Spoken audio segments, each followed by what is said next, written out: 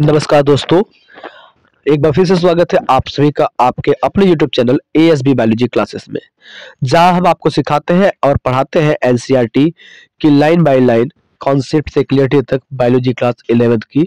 आज की हमारी टॉपिक है लाइसोसोम और जो दूसरी टॉपिक है वो है वैक्यूल।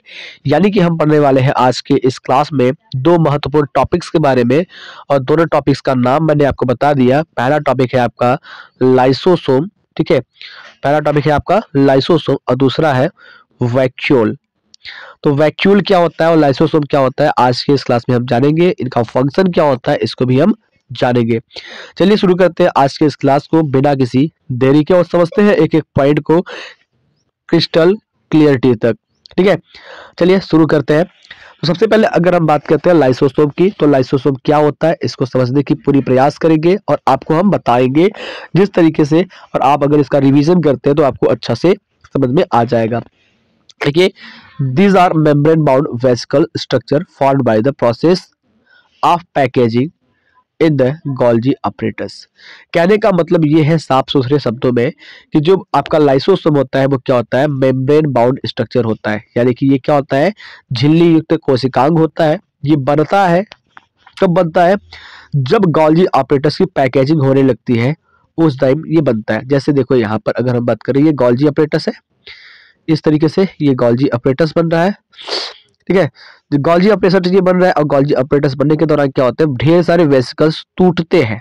इस तरीके से क्या होता है, वेसिकल्स टूटता है। अब ये जो टूटा हुआ वेसिकल्स है ना, इस टूटे हुए वेसिकल्स को हम क्या कहते हैं, लाइसोसोम कहते हैं। जो वेसिकल्स टूटता है उसी को क्या कहते हैं हम, लाइसोसोम कहते हैं। बात समझ में आई।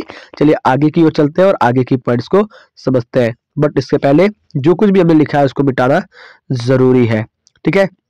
वेट अ सेकेंड और हम बात करते हैं। तो यहाँ पर आपको समझ में आ गया होगा कि गोल्जी कैसे, लाइसोसोम कैसे बनता है।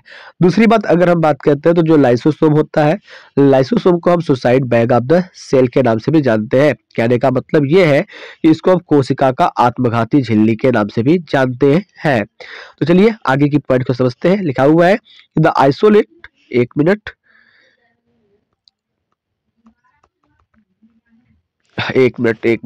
रुक जाइए थोड़ा सा, ये सर्दी परेशान करके रख दिया है मुझे। आगे, the isolates lysosomal vesicles have been found to very rich in amount all type of hydrolytic enzyme. यानी कि कहने का मतलब ये है कि जो आपका लाइसोसोम होता है, उस लाइसोसोम में क्या होता है, बहुत बड़े मात्रा में क्या होता है, एंजाइम पाया जाता है, ठीक है। जैसे ये हमारा लाइसोसोम हो गया। अब इस लाइसोसोम में अगर हम बात करते हैं तो क्या है हमारा, ये एंजाइम हो गया, ठीक है। ये एंजाइम हो गया, इसको हम हाइड्रोलिटिक एंजाइम के नाम से जानते हैं, ठीक है। ये क्या हो गया, आपके एंजाइम्स हो गए, और इस एंजाइम को क्या कहते हैं हम, हाइड्रोलिटिक एंजाइम कहते हैं। नाम दे दे, इसको कहते हैं हाइड्रोलिटिक एंजाइम कहते हैं। अब हाइड्रोलिटिक एंजाइम क्यों कहा हमने, क्योंकि इस एंजाइम के अंदर क्या होती है, H2O की मात्रा होती है, हाइड्रोलिटिक एंजाइम कहते हैं। या इसी को हम कहते हैं हाइड्रोलेज एंजाइम। क्या कहते हैं, हाइड्रोलेज एंजाइम कहते हैं। अब हाइड्रोलेज, अब देखो लेज अगर हम बात कर रहे हैं, यहाँ पर देखो हाइड्रोलेज की अगर हम बात करें तो हाइड्रोलेज को समझिए आप इस तरीके से, ऐसे समझिए, आपको समझ में आएगा। जैसे हम लिखते हैं हाइड्रोलेज।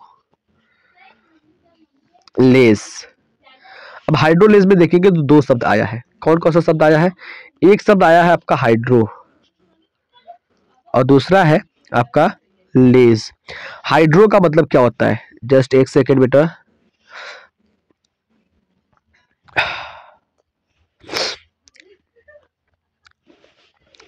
एक मिनट। जो हाइड्रो होता है, हाइड्रो का मतलब क्या होता है, जो हाइड्रो होता है इसका मतलब होता है H2O यानी कि पानी। और लेज का मतलब अगर हम बात करते हैं तो लेज का मतलब होता है डाइजेशन। डाइजेशन यानी कि एक ऐसा एंजाइम जो पानी के साथ मिलकर के किसी भी पदार्थ को डाइजेस्ट करने की क्षमता रखता है। चलिए आगे समझते हैं ये क्या है। देखो अगर हम हाइड्रोलिटिक एंजाइम या हाइड्रोलेज एंजाइम की बात करते हैं तो इस एंजाइम में क्या क्या चीजें आती है उसको भी समझते हैं। तो जो हाइड्रोलेज एंजाइम आता है उसमें लाइपेज आता है जो कि लिपिड को डाइजेस्ट करता है, प्रोटीएज आता है जो कि प्रोटीन को डाइजेस्ट करता है, कार्बोहाइड्रेज आता है जो कि कार्बोहाइड्रेट को डाइजेस्ट करता है, और इसके अलावा बहुत सारी चीजें आती है। ऑप्टिमली अगर हम बात करते हैं, optimally active at the acidic pH, और ये जो होता है एक्टिव कब होता है, जब इसको एसिडिक पीएच मीडियम मिलता है तब, यानी कि अम्लीय माध्यम मिलता है तो ये होता है एक्टिव हो जाता है। दीज एंजाइम, ये enzymes are capable of digesting the carbohydrate, protein, lipid and nucleic acid. कहने का मतलब ये होता है कि जो हाइड्रोलेज एंजाइम होता है या हाइड्रोलिटिक एंजाइम होता है जिसमें लाइपेज, प्रोटीएज, कार्बोहाइड्रेट्स, न्यूक्लियेज ये सारी चीजें पाई जाती है, तो वो सक्षम होती है, उसमें कैपेसिटी होती है डाइजेस्ट करने की। जैसे कार्बोहाइड्रेट को डाइजेस्ट कर सकता है, प्रोटीन को डाइजेस्ट कर सकता है, लिपिड को कर सकता है, न्यूक्लिक एसिड को भी ये डाइजेस्ट कर सकता है। देन उसके बाद शुरू करते हैं हम दूसरे टॉपिक को। दूसरा टॉपिक हमारा क्या है, वैक्यूल्स। अब वैक्यूल्स क्या होता है इसको समझेंगे बिना किसी देरी के। शुरू करते हैं वैक्यूल्स को समझने की प्रयास। देखिए वैक्यूल्स की बात करते हैं तो वैक्यूल्स का मतलब क्या होता है, खाली स्थान। इस तरीके से ये प्लांट सेल में बनी होती है बड़ी सी संरचना वैक्यूल्स की, जो कि प्लांट में सरफेस एरिया को बढ़ाने का काम करती है। जबकि वहीं पर हम बात करते हैं एनिमल सेल में, तो एनिमल सेल में वैक्यूल्स की संख्या कई होती है और ये छोटी छोटी होती है। इतनी बात जान लीजिए। अगर हम प्लांट सेल की बात कर रहे हैं तो प्लांट सेल में ये 90% भाग को कवर करके रखता है, क्योंकि इसकी साइज जो होती है वो काफी ज्यादा बड़ी होती है प्लांट सेल में। तो चलिए अब शुरू करते हैं एक एक लाइन को समझने का काम। द वैक्यूल्स, यानी कि vacuoles is the membrane bound space found in the cytoplasm. जो वैक्यूल्स होता है वो एक मेम्ब्रेन बाउंड स्पेस होता है, खाली स्थान होता है जो कि साइटोप्लाज्म में पाया जाता है। इनका इट कंटेन, ये ग्रहण करके रखता है वाटर यानी कि पानी को, सैप यानी कि जूस को, एक्सक्रीटरी प्रोडक्ट यानी कि उत्सर्जी पदार्थ को, एंड अदर मटेरियल, कुछ अन्य पदार्थों को, not useful for the cell. कहने का मतलब कुल मिला जुला करके ये है कि जो आपका लाइसोसोम के बाद वैक्यूल है, वैक्यूल क्या करता है, खाली स्थान होता है। ठीक है, इस तरीके से पाउच लाइक स्ट्रक्चर होता है। इस पाउच लाइक स्ट्रक्चर के अंदर क्या होता है, पानी होती है, सैप होता है, एक्सक्रीटरी प्रोडक्ट होता है, जो कि यूजफुल नहीं होता है। उन सारी चीजों को इसमें करके स्टोर करके रखा जाता है और ये मेम्ब्रेन बाउंड स्पेस होता है। बात समझ में आया बेटा?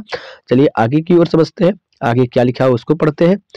देखिए आगे की अगर हम पॉइंट की बात करते हैं तो क्या होता है, द सेल यानी कि कोशिका, वैक्यूल यानी कि रिक्तिका या राजधानी, is bounded by the single membrane called tonoplast. कहने का मतलब ये है, इधर देखिए आप समझिए, जैसे ये हमने क्या कर लिया, एक मेम्ब्रेन बना लिया, सिंगल मेम्ब्रेन बना लिया वैक्यूल्स का, और ये वैक्यूल्स का जो मेम्ब्रेन है, यानी कि अगर हम बात करें, थोड़ा सा एरिया को बढ़ाते हैं कलर को, ये जो मेम्ब्रेन है, इस मेम्ब्रेन का जो नाम है, ये सिंगल मेम्ब्रेन का बना होता है, और इस मेम्ब्रेन का जो नाम है, उस मेम्ब्रेन का नाम है टोनोप्लास्ट।